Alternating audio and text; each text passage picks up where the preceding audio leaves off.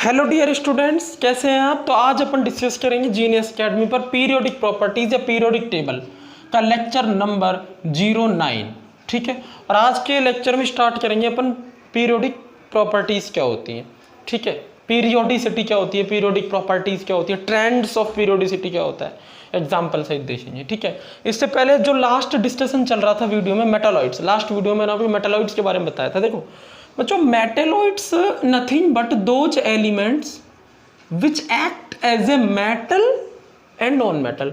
Metal और non metal दोनों की तरह एक्ट करने वाले एलिमेंट्स को मेटेलॉइड्स बोलते हैं। ठीक है ना, तो act as metal and non metal. Circumstance या कंडीशंस के अकॉर्डिंग अगर कोई एलिमेंट मेटल की तरह भी बिहेव करे और नॉन मेटल की तरह भी बिहेव करे, ठीक है, तो उसे प्रॉपर्टी को, उस एलिमेंट को मेटालॉइड बोला जाता है। और कितने हैं मेटालॉइड्स? तो 93%। Rarely metalloids found six metalloids हैं, बट एस्टेटिन को भी मेटालॉइड में गिन लेते हैं, 7 मेटालॉइड्स हो जाते हैं। क्लियर है? तो 7 मेटालॉइड्स। ये कहाँ है पीरियोडिक टेबल में? ये है पी ब्लॉक एलिमेंट्स। अब पी ब्लॉक को जरा अपन समझने की कोशिश करते हैं। मैंने आपको बताया था पी ब्लॉक 13 ग्रुप में, पी ब्लॉक 14 ग्रुप, 15, 16, 17 और 18। ठीक है, ये मैंने पूरा पी ब्लॉक बना दी। 18 ग्रुप में एक ऊपर यहाँ पे पीरियड और होता है, पहला पीरियड, ये दूसरा पीरियड, ये तीसरा पीरियड, 13, 14, 15, 16, 17, 18 है ना। ये पहला पीरियड, ये दूसरा, ये तीसरा, ये 4th पीरियड, ये हो गया हमारा 5th पीरियड, ये हो गया हमारा 6th पीरियड, और ये हो गया हमारा 7th पीरियड। ये 7th पीरियड्स हो गए। ठीक है, पी ब्लॉक वाला हिस्सा दिखा रहा हूँ मैं। ये ग्रुप हो गए बोरोन, एल्यूमिनियम, बैंगन आलू, गाजर, गैलियम इन थैला, एक एलिमेंट नीचे है। ठीक है, carbon, silicon, germanium, antimony, lead, nitrogen, phosphorus, arsenic, tin, lead, antimony, bismuth, oxygen, sulphur, old style से सेलेनियम, टी, टेलुरियम, पोलोनियम। फिर कल बाहर fluorine, chlorine, bromine, iodine, astatine, helium, neon, argon, krypton, xenon, radon. ठीक है, ये वाले element काम नहीं आते, बट हाँ ये भी है 100 से ऊपर है इनका एटॉमिक नंबर। मैंने आपको सिखा दिया जिन एलिमेंट्स का 100 से ऊपर एटॉमिक नंबर होता है उनको किस तरह से उनके नेम दिए जाते हैं। ठीक है, अब जरा समझो।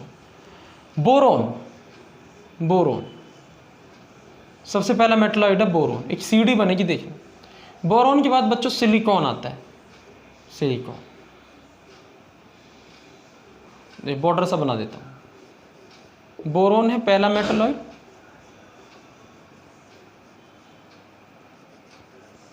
बोरोन के बाद सिलिकॉन, सिलिकॉन के बाद दो आते हैं, जर्मेनियम एंड आर्सेनिक।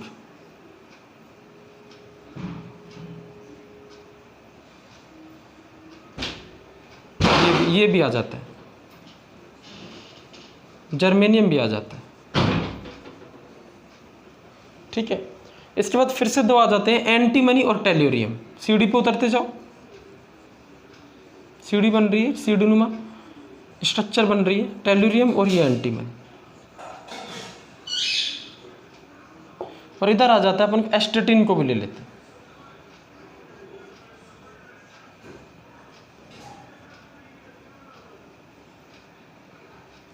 कुछ बुक्स में पोलोनियम को भी दिखा देते हैं क्योंकि बिल्कुल क्लोज है। सेलेनियम को भी हल्का हल्का ले लेते हैं, बट ये बाहर है। रियल मेटलॉइड यही है 7, 1 2 3 4 5 6 7।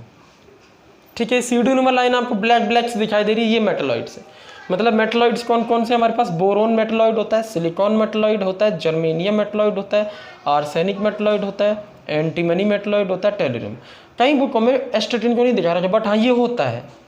इसमें मेटालॉइड कैरेक्टर लगभग 46% होता है, बाकियों में 93% होता है, बट इसको भी अपन साथ में लिख देते हैं।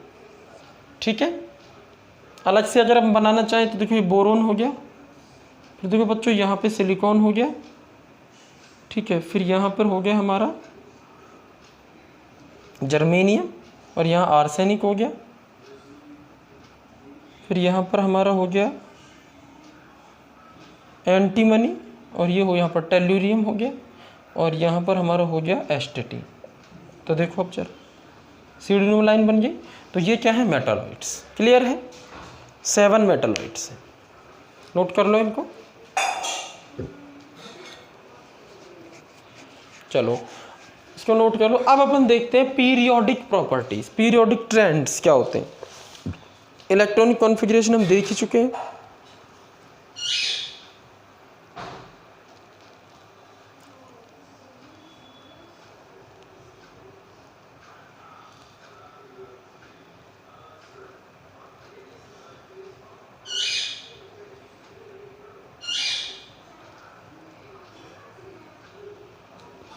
चलो periodicity and periodic properties. Periodic properties क्या होती हैं और पीरियोडिसिटी क्या होती है, अब इसको डिस्कस करेंगे। तो नेक्स्ट हेडिंग लगा लीजिए आप, पीरियोडिक प्रॉपर्टीज एंड पीरियोडिसिटी। वैसे मैंने पीरियोडिसिटी आपको बताया था जब मैंने आपको बता रहा था डोबर्नियर-ट्राइड्स बताए थे सबसे पहले, उसके बाद न्यूलैंड ऑक्टेव रूल बताया था, फिर लोथर-मेयर-कार्व बताया था, Mendeleev periodic table.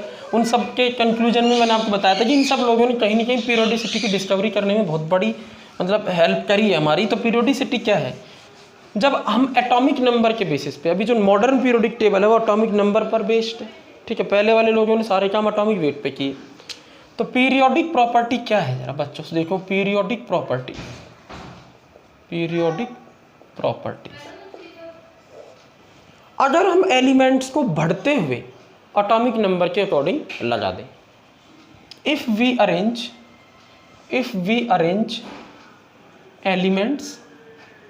Elements in increasing order of atomic number, in increasing order of atomic number, तो एक पूरी पीरियोडिक टेबल बनी जाएगी एटॉमिक नंबर।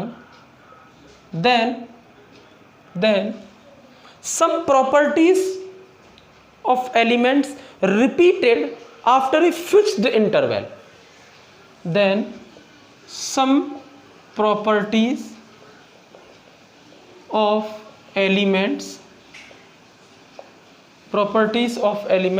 repeated या ग्रेजुअली, या तो रिपीट होंगी एग्जैक्टली, या ग्रेजुअली इंक्रीज होंगी या ग्रेजुअली डिक्रीज होंगी। समझ गए इन दोनों लाइनों का मतलब, रिपीटेड और gradually increase decreases after a fixed interval, after a fixed interval called periodic properties, called periodic properties. And ये जो फिनोमिना है इसे बोलते हैं दिस फिनोमिना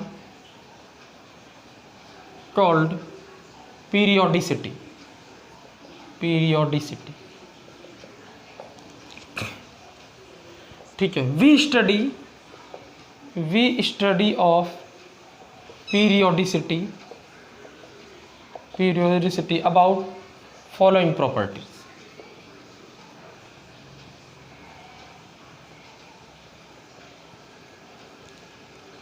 हम जो पीरियोडिसिटी पढ़ेंगे वो नीचे जो मैं प्रॉपर्टीज लिख रहा हूं इनकी पढ़ेंगे। सबसे पहले पढ़ेंगे हम एटॉमिक रेडियस की पीरियोडिसिटी। मतलब हम क्या करेंगे, एक फिक्स इंटरवल के बाद देखेंगे। मतलब एक जो ग्रुप होता है, जैसे ये हाइड्रोजन है, ये लिथियम है, ये सोडियम है, ये पोटेशियम है और ये रुबिडियम। जरा समझना, मैं ऊपर से नीचे जा रहा हूँ, तो हाइड्रोजन का एटॉमिक नंबर 1 है, ठीक है। इधर फिर हीलियम है, फिर लिथियम का 3 है, फिर इधर बहुत सारे एलिमेंट है, फिर सोडियम 8 के बाद सोडियम है, फिर 8 के एलिमेंट के बाद पोटेशियम है, फिर 18 एलिमेंट के बाद रुबिडियम है। तो एक फिक्स इंटरवल के बाद देखिए 2 का इंटरवल, 8 का इंटरवल, 8 का 18 का, एक फिक्स इंटरवल के बाद एलिमेंट्स की कुछ प्रॉपर्टीज या तो सेम रहेंगी। जैसे मैं बताता हूँ, एक प्रॉपर्टी होती है वैलेंसी। ये फर्स्ट ग्रुप पे ध्यान आ रहा है, फर्स्ट ग्रुप के जितने भी एलिमेंट्स इनकी वैलेंसी 1 होती है, तो ये तो सबकी सेम है। मतलब जो वैलेंसी हाइड्रोजन की वैलेंसी 1, लिथियम की 1, सोडियम की 1, पोटेशियम सबकी 1 वैलेंसी है। तो ये वाली प्रॉपर्टी तो क्या हो रही है, सेम है, रिपीट हो रही है, ठीक है। बट कुछ प्रॉपर्टी इंक्रीज कर जाती है। जैसे एटॉमिक रेडियस हाइड्रोजन से बड़ी लिथियम की है, लिथियम से बड़ा सोडियम है, सोडियम से बड़ा पोटेशियम है, पोटेशियम से बड़ा रीडियम। मतलब कुछ प्रॉपर्टी बढ़ रही। क्लियर है? तो एटॉमिक रेडियस सबसे पहली प्रॉपर्टी एटॉमिक रेडियस, ये कई टाइप की होती है, ये 4 टाइप की होती है, इसको देखेंगे आगे। एटॉमिक रेडियस के बाद आता है आयोनाइजेशन पोटेंशियल, एक और प्रॉपर्टी आयोनाइजेशन पोटेंशियल या आयोनाइजेशन एनर्जी। ठीक है, ये ग्रुप के अलॉन्ग चल रहे हैं, ग्रुप में टॉप टू बॉटम, ग्रुप में कहाँ जा रहे हैं? Top to bottom. और फिर देख रहे हैं कितना वेरिएशन आ रहा है प्रॉपर्टीज में। एक तो पीरियोडिसिटी ऐसे पढ़ी जाती है, एक पीरियोडिसिटी पीरियड में पढ़ी जाती है। पीरियड में जैसे पीरियड में कोई एलिमेंट रखा हुआ है, lithium, beryllium, boron, carbon, nitrogen, oxygen, fluorine, इस तरह। तो लेफ्ट से राइट चलो, चाहे राइट से लेफ्ट चलो, यहाँ नीचे से ऊपर भी चल सकते हो। ठीक है, तो पीरियड में लेफ्ट टू राइट है, राइट टू लेफ्ट चलने पर प्रॉपर्टीज चेंज होंगी। तो इसे बोलेंगे कि साहब हम पीरियोडिसिटी पढ़ रहे हैं पीरियड के अंदर, और ग्रुप में पढ़ेंगे तो बोलेंगे टॉप टू बॉटम चलेंगे। तो पीरियोडिसिटी ग्रुप में पढ़ेंगे तो टॉप टू बॉटम चलेंगे जनरली, और पीरियड में लेफ्ट टू राइट है, राइट टू लेफ्ट चलेंगे। फिर चेक करेंगे कि कौन सी प्रॉपर्टी कितनी वेरिएट कर रही है, चेंज हो रही है। ये सब पीरियोडिक प्रॉपर्टीज होती है। ये जो फिनोमिना है, ये जो हम काम कर रहे हैं, पीरियोडिसिटी कहलाता है। इस तरह से मैंने कहा साहब एटॉमिक रेडियस चेक करो, 15 ग्रुप में ऊपर से नीचे कैसे चेंज हो रही है, इंक्रीज कितनी कर रही है, लेफ्ट टू राइट में कितनी डिक्रीज कर रही है पीरियड में। तो ये सब चीज़ें पढ़ते हैं अपन पीरियोडिसिटी में। और पीरियोडिसिटी किसकी पढ़ी जाती है? कुछ प्रॉपर्टीज़ की पढ़ी जाती है, जिसे बोलते हैं पीरियोडिक प्रॉपर्टीज़। कौन कौन सी पढ़नी है? एटॉमिक रेडियस प्रॉपर्टी है, आयोनाइजेशन पोटेंशियल एक प्रॉपर्टी होगी एलिमेंट्स की, एक है electron gain enthalpy, electron gain enthalpy, एक है हमारी इलेक्ट्रोनेगेटिविटी,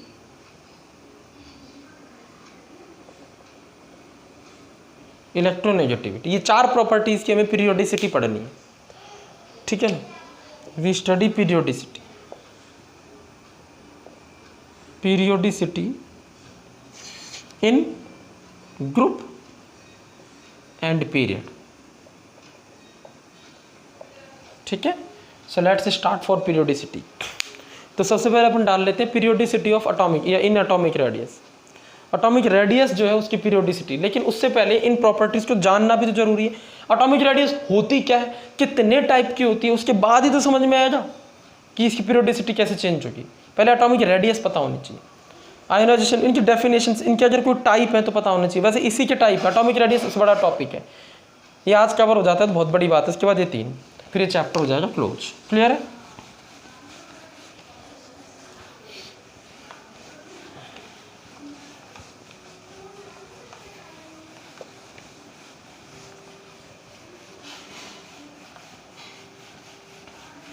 ठीक है, तो सबसे पहले हेडिंग लगा लो आप एटॉमिक रेडियस। एटॉमिक रेडियस पढ़ेंगे, फिर इसके टाइप पढ़ेंगे। जैसे एटॉमिक रेडियस 3 टाइप की होती है बच्चों, कोवैलेंट रेडियस 4 टाइप की होती है, sorry, covalent radius, van der Waals radius, metallic radius और आयोनिक रेडियस। ठीक है, ये 4 टाइप की रेडियस, इनका आपस में क्या कनेक्शन होता है, फिर पढ़ेंगे इनकी पीरियोडिसिटी। सबसे पहले देखते हैं एटॉमिक रेडियस की डेफिनेशन की। एटॉमिक रेडियस पहली प्रॉपर्टी। ठीक है, अब जरा समझो, द डिस्टेंस, ये हमारा एटम है। ठीक है, इस एटम के बीचों बीच न्यूक्लियस है, और न्यूक्लियस से लेके इस एटम का जो लास्ट इलेक्ट्रॉन है वो जिस शेल में घूम रहा है उसके बीच की डिस्टेंस। अब कार्बन एटम है बच्चों, तो कार्बन एटम का लास्ट इलेक्ट्रॉन कहाँ होता है? 1s2 2s2 2p2। बताओ, लास्ट इलेक्ट्रॉन सेकंड शेल में होता है, तो पहला शेल और ये सेकंड शेल, मान लो लास्ट इलेक्ट्रॉन यहाँ है, तो न्यूक्लियस से और सेकंड शेल के लास्ट इलेक्ट्रॉन के बीच की डिस्टेंस, इसको बोलते हैं एटॉमिक रेडियस। कुछ फील आ रहा है अच्छे से? अगर हम बात करेंगे सिलिकॉन की, तो सिलिकॉन में क्या होगा? 3p आ जाएगा, 3p2 नीचे, तो और दूर चला जाएगा। समझ में आ रही बात? और बड़ा हो जाएगा एटॉमिक रेडियस। मतलब the distance between nucleus and last electron, या electron which last shell in which electron revolve, the distance between nucleus and last shell in which electron revolve. ऐसा लास्ट सेल जिसमें इलेक्ट्रॉन घूम रहा है, ऐसा नहीं। अब दूसरा शेल कार्बन का है, अब होने को तो इस पर तीसरा भी, लेकिन खाली है, इलेक्ट्रॉन नहीं है उसमें, तो उसको नहीं लेंगे। The distance between nucleus and last shell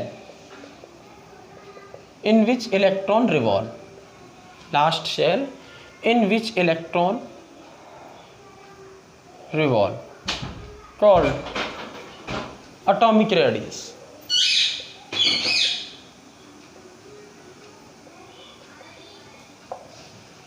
Called atomic radius. चलो, तो अब अपन बात करते हैं, जैसे यहाँ आप नोट डाउन कर सकते हैं, इस डायग्राम को रहने दो, इसको बना लो।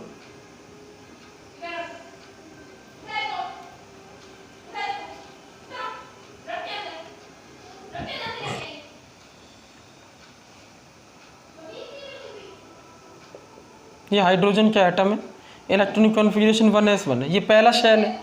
तो इसका जो न्यूक्लियस है, इसके और पहले शेल में ही तो इलेक्ट्रॉन है लास्ट, इसके बीच से डिस्टेंस होती है एटॉमिक रेडियस r। नोट करो, एटॉमिक रेडियस r।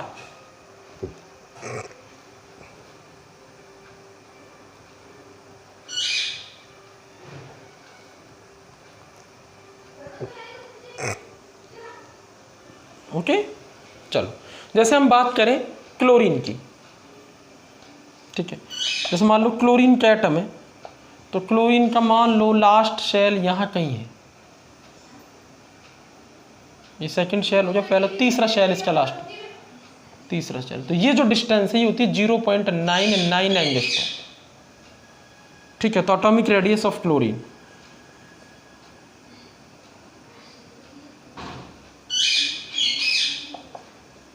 .99 एंगस्ट्रॉम। अगर कोई डायमीटर पूछे क्लोरीन का तो डबल कर देना, रेडियस का डबल। अच्छा, 3 शेल क्यों दिखाया मैंने क्लोरीन में? क्योंकि क्लोरीन का इलेक्ट्रॉनिक कॉन्फ़िगरेशन जो लास्ट होता है वो होता है बच्चों 3s2 3p5। याद कर लो, उससे पहले नियोन लिखेंगे, ये नट गया, 17 नंबर पर आता है। तो तीसरा लास्ट सेल है, ये रहा तीसरा, इसका लास्ट इलेक्ट्रॉन यहाँ है, न्यूक्लियस ये रहा, इसके बीच की डिस्टेंस 0.99 एंगस्ट्रॉम होती है। ये पता कैसे चली, ये बात की बात है, पहले कि समझो कि एटॉमिक रेडियस है क्या। नोट कर लो इसको।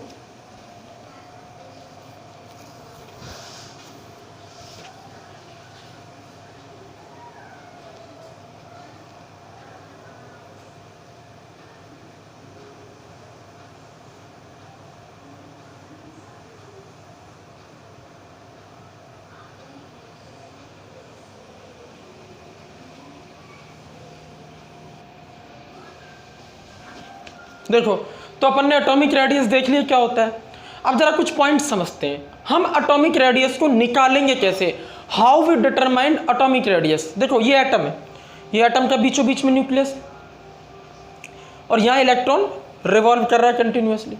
तो इलेक्ट्रॉन जो रिवॉल्व कर रहा है जिस शेल में, वो लास्ट सेल है। उस लास्ट सेल और न्यूक्लियस के बीच की डिस्टेंस क्या है?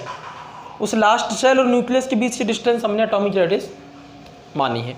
इसको कैलकुलेट कैसे करें, फाइंड डिटरमाइंड कैसे करें, किसी एटम की रेडियस को डिटरमाइंड कैसे करें? ऐसे थोड़ी स्केल लेके हम डिटरमाइन कर लेंगे, एटम तो बहुत छोटा है, ठीक है। तो अकेले एटम की कभी डायरेक्ट नहीं निकाल सकते, सिंगल एटम का देखो आइसोलेशन पॉसिबल नहीं है। ऐसा थोड़ी हाइड्रोजन एटमिक फॉर्म में होता ही नहीं, कोई भी स्पीसीज मॉलिक्यूलर फॉर्म में होती है, नोबेल गैस को छोड़कर। तो हाइड्रोजन का एटम नहीं होता, हाइड्रोजन का क्या होता है एक्चुअली मॉलिक्यूल होता है पूरा पूरा। तो अब ऐसे में इस मॉलिक्यूल में एक हाइड्रोजन एटम को अलग करके उसकी रेडियस थोड़ी निकाल सकते हैं। तो मैंने कहा है isolation of single atom is not possible to determine atomic radius. Atomic radius को डिटरमाइन करने के लिए एक सिंगल एटम को अलग नहीं कर सकते, तो हम फिर कैसे एटॉमिक रेडियस निकालेंगे? एक तरीका बताता हूँ। So to determine atomic radius we take combined state of atom. हम क्या लेते हैं? कंबाइंड स्टेट ऑफ एटम, मतलब मॉलिक्यूल लेते हैं, क्योंकि एग्जैक्टली एक्चुअली तो एटम मॉलिक्यूल फॉर्म में ही है ना सब्सटेंस के अंदर, तो हम मॉलिक्यूल ले लेते हैं उसका, ठीक है, उसका मतलब means molecule, and find atomic distance by X ray diffraction, electron diffraction और न्यूट्रॉन डिफ्रैक्शन मेथड। अब हम 3 हमारे पास एक्सपेरिमेंटल मेथड होते हैं। इलेक्ट्रॉन डिफ्रैक्शन मेथड होता है, ये एक्सपेरिमेंट के नाम है। एक्सरे डिफ्रैक्शन मेथड होता है और न्यूट्रॉन डिफ्रैक्शन। इस मेथड से, जैसे हमारी बॉडी के अंदर एक्सरे डालते हैं ऐसे ही डालो, तो एक्सरे, इलेक्ट्रॉन या न्यूट्रॉन डिफ्रैक्शन से क्या होता है, 2 एटम्स के न्यूक्लियस के बीच की डिस्टेंस निकल आती है। बच्चों, मैंने फिर रिपीट कर रहा हूँ, ये 2 एटम है, तो ये हाइड्रोजन का एटम है, इसकी एटॉमिक रेडियस 37 पिकोमीटर होती है। हाइड्रोजन की एटॉमिक रेडियस कितनी होती है? 37 पिकोमीटर। तो इसको निकालेंगे कैसे? हम लेंगे दो मॉलिक्यूल फॉर्म में लेंगे हाइड्रोजन को, सिंगल एटॉमिक तो आइसोलेशन हो नहीं सकता इसका। तो देखो ये एच एटम है, ये एच एटम है, बीच में न्यूक्लियस है दोनों, इनके बीच की डिस्टेंस देखो, दो एटम्स के न्यूक्लियस के बीच की डिस्टेंस 74 पिकोमीटर होती है। इसे बोलते हैं बच्चों inter nuclear distance.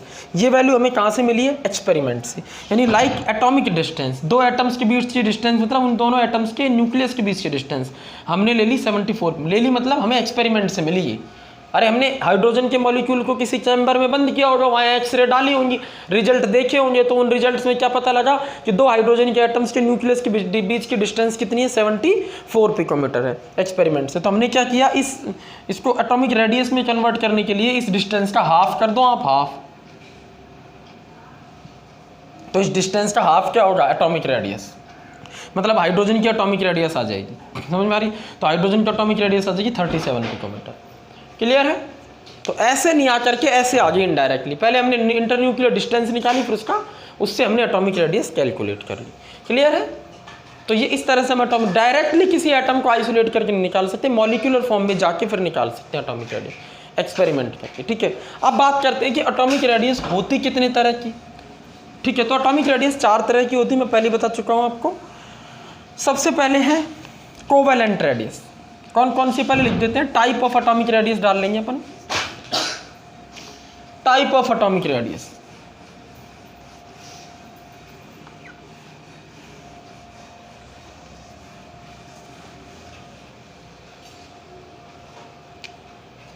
Type of atomic radius कितने टाइप की होती है एटॉमिक रेडियस? सबसे पहले है कोवेलेंट रेडियस, उसके बाद है वॉन डेर वाल रेडियस,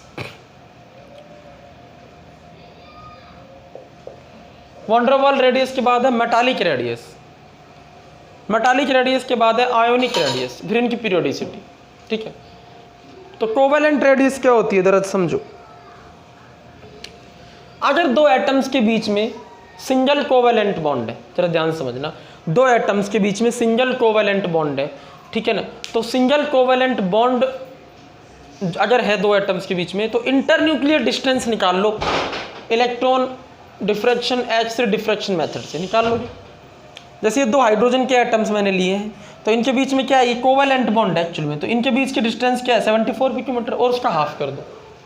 ठीक है, तो इसे बोलते हैं कोवेलेंट रेडियस। तो जरा समझो, द डेफिनेशन लिख रहा हूं, half of the inter nuclear distance,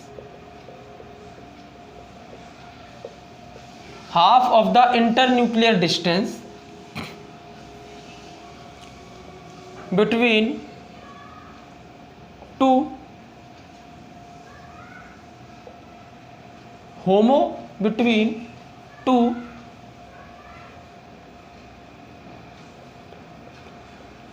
homo atomic, देखो एटम सेम होने चाहिए, जैसे HH, Cl, Cl इस तरह के होने चाहिए। Half of the internuclear distance between two homoatomic single covalent bonded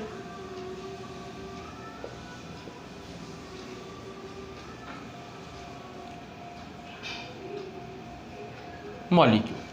Half of the internuclear distance between two homoatomic single covalent bonded atoms called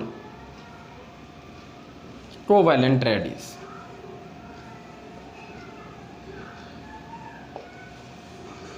ठीक है, क्लियर है? अच्छा, जैसे ये देखो, ये एक हाइड्रोजन का एटम है, ये दूसरे हाइड्रोजन का एटम, इसका ये न्यूक्लियस, इसका ये न्यूक्लियस, दोनों हाइड्रोजन के एटम्स के बीच में कौन सा बॉन्ड है? जरा समझो, दोनों हाइड्रोजन के एटम्स मैंने लिए, एक ये ले लिया और एक ये ले लिया। ठीक है, ये वाला हाइड्रोजन, इसका न्यूक्लियस ये रहा, इसका न्यूक्लियस ये रहा। तो ये हाइड्रोजन है, ये हाइड्रोजन, दो हाइड्रोजन एटम है, इन दोनों के बीच में कौन सा बॉन्ड है? कोवेलेंट बॉन्ड है। ठीक है, कैसा है? सिंगल बॉन्ड है, सिंगल कोवेलेंट बॉन्ड है दोनों एटम्स के बीच में, और दोनों एटम कैसे? सेम है। तो होमोएटॉमिक, मैंने क्या कहा, the homoatomic single covalent bonded atom, समझ गए? ये दोनों दो एटम से सिंगल बॉन्डेड है, होमोएटॉमिक है, दोनों सेम है। तो इनके इंटरन्यूक्लियर डिस्टेंस निकाल लो, ये इसके न्यूक्लियस और इसके न्यूक्लियस के बीच की डिस्टेंस, ये है 74 पिकोमीटर। ठीक है, तो इंटर न्यूक्लियर डिस्टेंस कहाँ से मिली? एक्सपेरिमेंट से। ये मैं लिख देता हूँ, जैसे हाइड्रोजन के लिए क्या लिखूंगा, DHH कितनी है 74 पिकोमीटर, और जनरल क्या लिखूंगा इसको, इंटर न्यूक्लियर डिस्टेंस के जनरल क्या लिखूंगा, DAA, कोई दो एटम है AA है ना, ClCl HH कार्बन कार्बन, ठीक है, उसकी मैं लिख दूंगा A, डिस्टेंस क्या D लिख दूंगा, उसकी डिस्टेंस क्या लिख दूंगा मैं, D लिख दूंगा सपोज।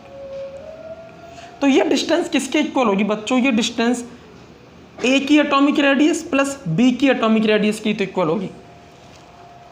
क्लियर है? A की एटॉमिक रेडियस और B की एटॉमिक, तो A की एटॉमिक रेडियस और दूसरे A की एटॉमिक रेडियस की इक्वल होगी। अरे ये डिस्टेंस किसके इक्वल होगी, पहले हाइड्रोजन की एटॉमिक रेडियस और दूसरे हाइड्रोजन की एटॉमिक रेडियस को जब जोड़ देंगे तो ये इंटरन्यूक्लियर डिस्टेंस आ जाएगी। क्लियर है? ये हमें कहाँ से मिल गई, ये कहाँ से मिल गई, फ्रॉम एक्सपेरिमेंट से। तो हम बच्चों क्या करेंगे, इसको लिख सकते हैं DAA इक्वल टू 2RA। तो RA क्या हो जाएगी, रेडियस ऑफ सिंगल एटम, यही तो निकालनी है कोवेलेंट रेडियस, यही तो है। तो ये कोवेलेंट रेडियस क्या हो जाएगी, inter nuclear distance divided by 2। समझ में आई है नहीं, यही बोलो, समझ में आई है नहीं, यही बोलो। तो कोवेलेंट डिस्टेंस कैसे निकली हमें, covalent radius, sorry covalent radius हमें कैसे मिली, इंटर न्यूक्लियर डिस्टेंस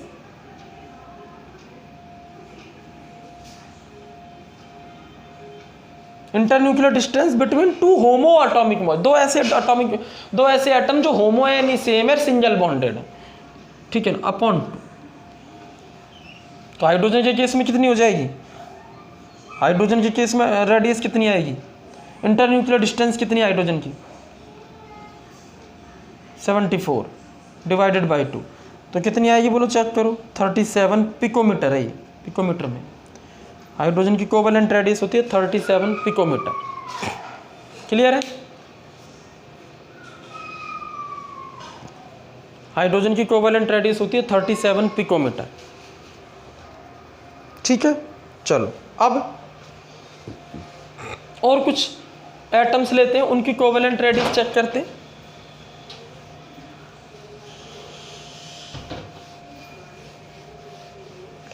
अब देखते हैं दूसरे कुछ एटम्स की कोवेलेंट रेडियस।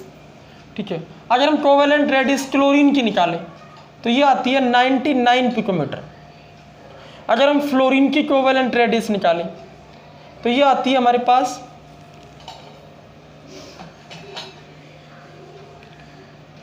78 पिकोमीटर। कार्बन की कोवेलेंट रेडियस होती है 72 पिकोमीटर।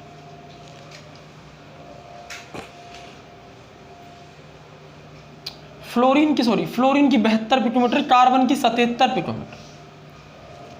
तो ये कुछ डेटा याद रखो। ठीक है, अभी कैसे निकली होगी भाई, कार्बन के बीच की डिस्टेंस निकालनी होगी, डबल कर दो 77 के डबल कर दो, वो आ गई होगी, फिर 2 से डिवाइड करके निकाल ली। क्लियर है? तो इस तरह से हम कोवेलेंट रेडियस निकाल सकते हैं किसी भी एटम की।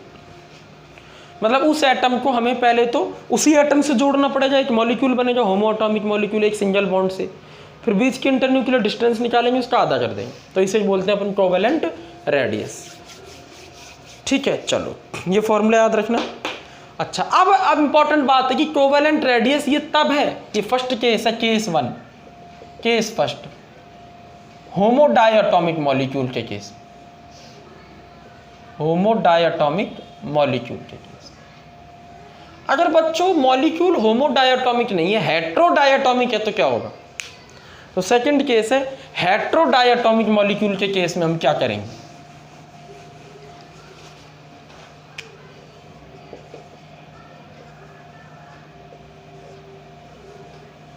हेट्रो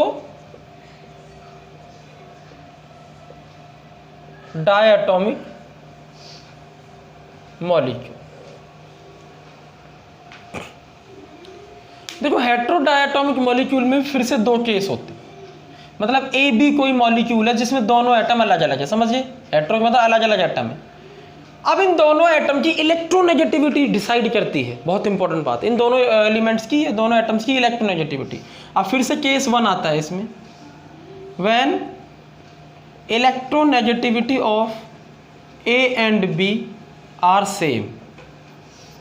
अगर दोनों की इलेक्ट्रोनेगेटिविटी सेम है तो सेम फॉर्मूला लगाएंगे D A B, internuclear distance निकालेंगे ए और बी के बीच का, ठीक है, डी ए बी, वो क्या होगी, R A plus R B होगी।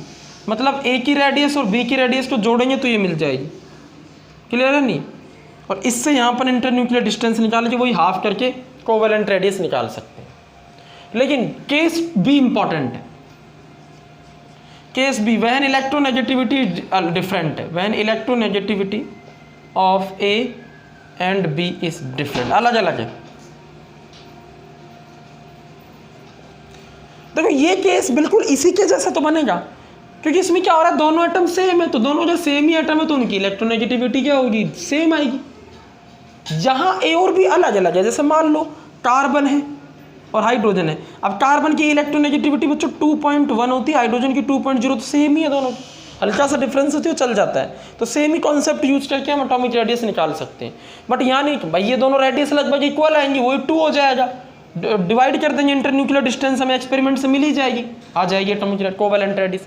बट जब इलेक्ट्रोनेगेटिविटी में अंतर आ जाता है ना बच्चों, तो क्या होता है, एक एटम की रेडियस बहुत कम रह जाती है, दूसरे एटम की रेडियस बहुत ज़्यादा हो जाती है, तो फिर हम 2 नहीं कर सकते ना इसको, ठीक है। इसको तो हम क्या कर लेंगे, electronegativity of A approximately equal to electronegativity of B, दोनों की अगर सेम है सो अप्रॉक्सीमेटली इनका साइज भी बराबर रह जाता है। साइज इलेक्ट्रोनेगेटिविटी से वेरी होता है, मैं आपको इलेक्ट्रोनेगेटिविटी एटम्स की सेम है तो साइज भी सेम रहता है, अब अप्रॉक्सीमेट सेम है तो साइज भी सेम है, तो हम क्या लिख सकते हैं, D A B equal to 2RA लिख सकते हैं ना, सेम है तो रेडियस इक्विवेलेंट रेडियस निकाल लेते हैं हम, D A B divided by 2। But यहाँ ऐसा नहीं होगा, सपोज करो electronegativity of A is very very greater than electronegativity of B, अगर ऐसा हुआ तो ए की इलेक्ट्रोनेगेटिविटी ए से बहुत ज़्यादा होगी। ध्यान रखना, जब भी इलेक्ट्रोनेगेटिविटी बहुत ज़्यादा होती है ना, ये इलेक्ट्रोनेगेटिविटी तो बहुत लास्ट में पढ़ेंगे अपन प्रॉपर्टी, इतना ध्यान रखो अगर इलेक्ट्रोनेगेटिविटी किसी एटम की ज़्यादा होती है ना तो इस रेडियस बहुत कम हो जाती है, इसकी रेडियस बहुत कम है और इस बी की रेडियस बहुत ज़्यादा होगी, क्लियर है, तो दोनों की बराबर नहीं है, क्लियर है या नहीं है। तो इस केस में बच्चों इंटरन्यूक्लियर डिस्टेंस जो आती है ना ए और बी के बीच की, वो या तो इस सम से, इसके सम के बराबर नहीं आती, इससे कुछ कम आती है, ये ध्यान रखना, यानी कि ये ज़्यादा आती है, RA प्लस RB की वैल्यू ज़्यादा आती है और ये DAB कम आती है।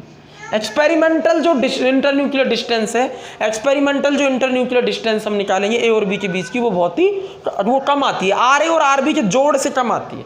कितनी कम आती है, इसे 2 साइंटिस्टों ने मिलकर बताया था, शूमाकर एंड स्टीवेंसन नामक साइंटिस्टों ने। क्लियर हो रही कुछ कहानी, इलेक्ट्रोनेगेटिविटी पर डिपेंड कर जाती है फिर वो, ठीक है।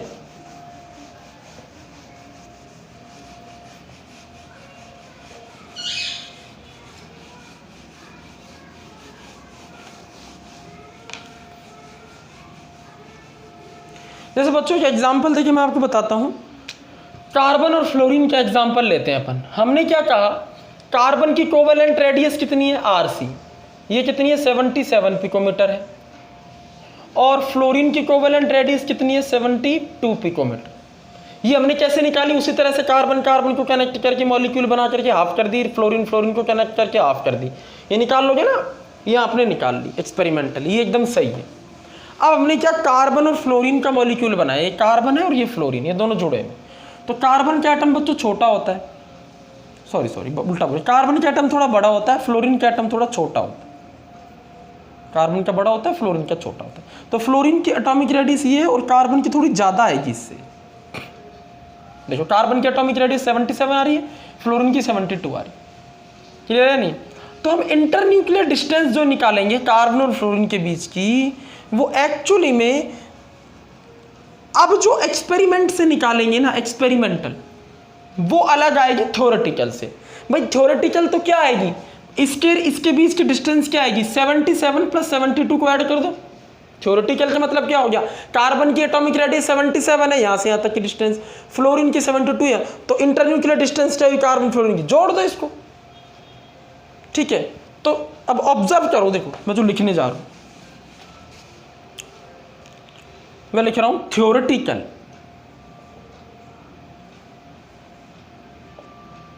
theoretical internuclear distance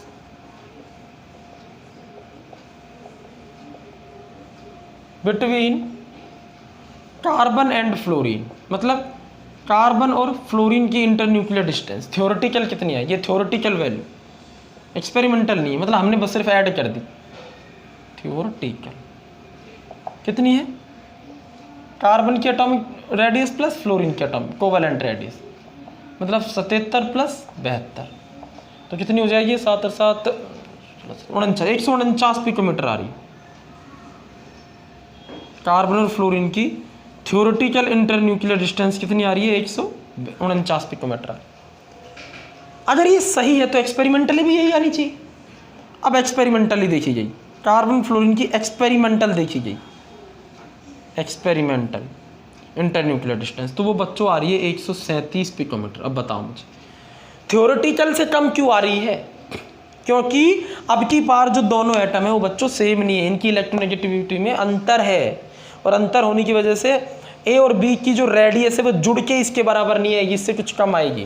कार्बन और फ्लोरीन की एटॉमिक रेडियस एक्चुअली में 77 और 72 तब है जब ये कार्बन कार्बन के साथ है, तब इसकी एटॉमिक कोवेलेंट रेडियस 77 है, फ्लोरीन फ्लोरीन के साथ है तब 72 है। लेकिन अब कार्बन फ्लोरीन के साथ है और फ्लोरीन कार्बन के साथ है, तो कार्बन की एटॉमिक रेडियस फ्लोरीन की इलेक्ट्रोनेगेटिविटी से इन्फ्लुएंस होगी और फ्लोरीन की एटॉमिक रेडियस कार्बन की इलेक्ट्रोनेगेटिविटी से अब इन्फ्लुएंस हो जाएगी, और वो दोनों रेडियस कुछ कुछ कम हो जाएंगी, कुछ कुछ कम हो जाएंगी एनवायरनमेंट से, और वो कम होकर के जो फाइनल डिस्टेंस आएगी कार्बन फ्लोरीन की वो भी तो कमी आएगी। तो एक्सपेरिमेंटली, तो एक्सपेरिमेंट पर ही तो हम जाएंगे, तो यानी इसको सही मानेंगे, इसको हम गलत मानें। तो एक साइंटिस्ट थे, उसने ये निकालना सिखाया था कि कैसे निकालें अब 137 पिकोमीटर कैसे निकालें, ठीक है। तो उसने क्या बताया था, shoemaker and Stevenson suggest a formula to determine internuclear distance,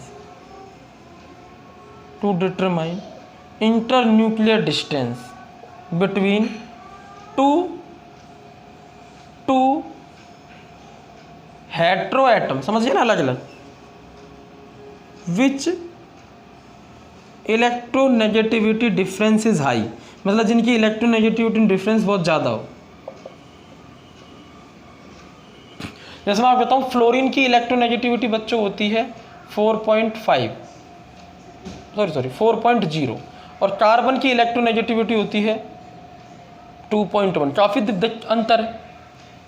जबकि यहाँ क्या था, कार्बन हाइड्रोजन लिया था ना अपन ने, कार्बन और हाइड्रोजन की इलेक्ट्रोनेगेटिविटी लगभग सेम थी, अलग एटम अलग है लेकिन इलेक्ट्रोनेगेटिविटी सेम। यहाँ एटम अलग है, इलेक्ट्रोनेगेटिविटी बहुत अंतर है, तो रेडियस चेंज हो जाएंगी एक्सपेरिमेंटली, तो यहाँ पर जो डिस्टेंस आएगी इंटरन्यूक्लियर डिस्टेंस वो भी कम होके आएगी, चेंज होके आएगी। यानी कि शूमेकर एंड स्टीवेंसन ने एक फॉर्मूला बताया था कब, इंटरन्यूक्लियर डिस्टेंस निकालने का, किस केस में, जब दोनों अलग अलग एटम हो और दोनों की इलेक्ट्रोनेगेटिविटी में बड़ा अंतर। वो फॉर्मूला क्या है उसको जरा समझो, तो फॉर्मूला और देख लो बस, फिर बाकी की बातें नेक्स्ट वीडियो लेक्चर में करेंगे। उन्होंने ये बताया था, जरा ध्यान से समझना, कि जो इंटरन्यूक्लियर डिस्टेंस होती है ए और बी एटम के बीच की एक्सपेरिमेंटली, वो क्या होती है, इनकी atomic radius RA plus RB जोड़ दो, कोई दिक्कत नहीं, यानी 77 और 72 जोड़ देंगे, कोवेलेंट रेडियस जोड़ देंगे, लेकिन इसके इक्वल आ नहीं रही है भाई, इसका सम तो कितना है 149, बट आ कितनी रही है एक्सपेरिमेंटली 137, तो कम आ रही है ना। तो उसने कहा कितनी कम आती है, -0.009 डेल, ये है फॉर, नोट कर लो इसको, ठीक है।